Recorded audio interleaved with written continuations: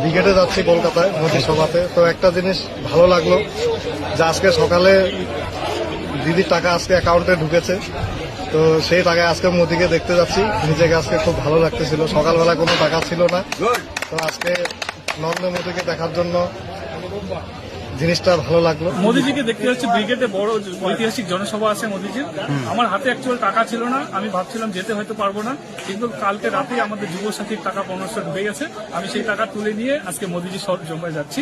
জয় শ্রীরাম।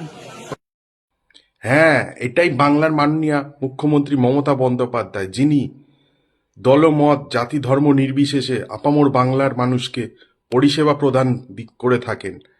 আর সেই পরিষেবা গ্রহণ করার পরেও অন্ধভক্ত গোমূত্র খেকোরা মমতা বন্দ্যোপাধ্যায়কে দিনরাত গালিগালাজ করে বেড়ায়। এই না হলে অন্ধভক্ত গোবর খেকো। হাট!